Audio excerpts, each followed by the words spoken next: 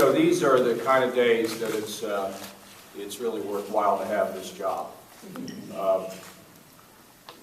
The administration, along with my colleagues in the legislature, have been sensitive about a lot of things.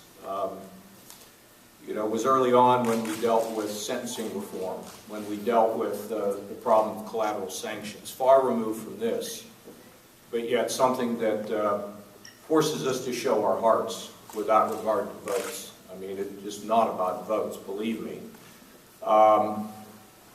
We did Employment First.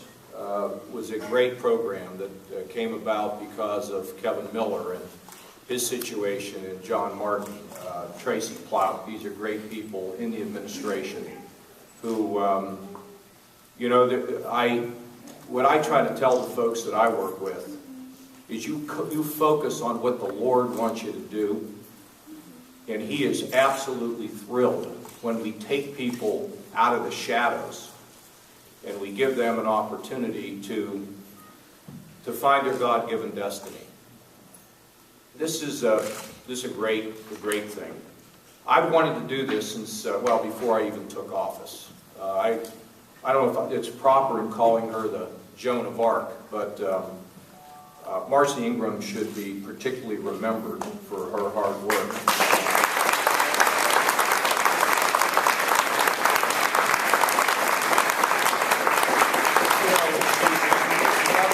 In such a nice way.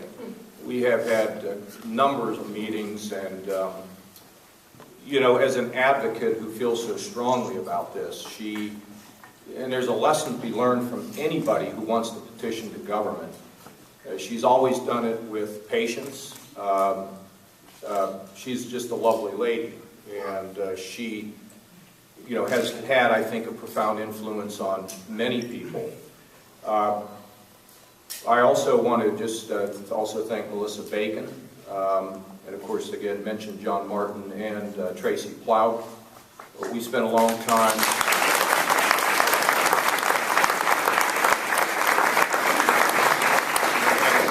And of course, Greg Moody, who's done such a fantastic job with John McCarthy. You get into names, and but for those I leave out, I mean, you know, you're recognized, believe me, in the place where it matters the most. This is such an important thing because we have families that all they do is play by the rules. They go to work, they respect their neighbor, they honor the Lord, and then through some circumstance, they face big challenges. I've come to learn in my lifetime that sometimes these challenges can yield incredible blessings for families, for those around the families. I just had a chance to spend a little time with Casey, so now I've got to call Jungle Jack and get him behind the scenes with the animals at the zoo. You can just see the Lord shining through Casey. Everybody is special. And with this action, frankly, Ohio moves to the front of the pack in the country. I mean, we have these early intervention services, we have the education scholarship, but all of that still left the hole for families who wanted to get help and treatment and education for their young children. And by passing the mandate, we're now in a position where parents are going to be able to have the full range of being able to be hopeful that their children are going to be able to do all they were created to do. Now, you know, this is not just something that I can do. I have to tell you that the legislators that are standing here, you know, one thing I didn't want to do is just roll over them. And as you know, they had a bill in the legislature, I guess both houses, to be able to do this. The problem is this had been undone for too long. And so we had a moment, an opportunity to pull the legislature in and, you know, on almost Christmas Eve, deliver a present for all these families who play by the rules and for their children.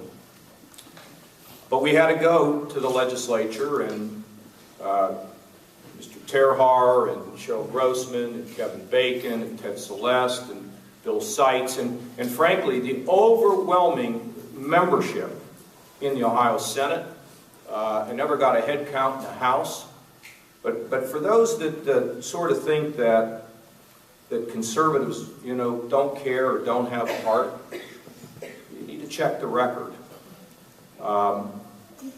Because we're all human beings. And in this case, having Ted Celeste, who's a class act, love his brother.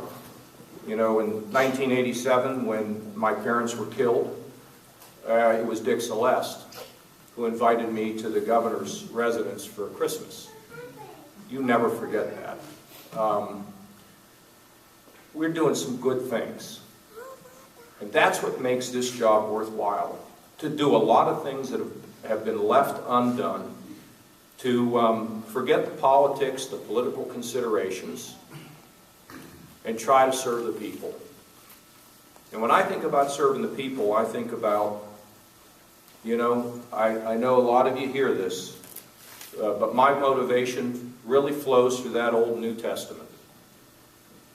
And the Lord's pretty clear about how He feels about our children.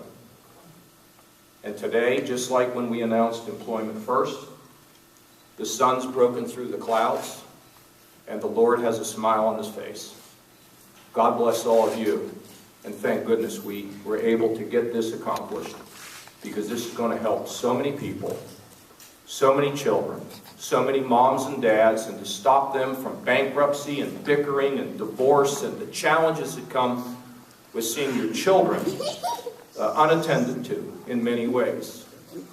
So today, it's Family Day, isn't it? It's Family Day in Ohio as a result of the work of the administration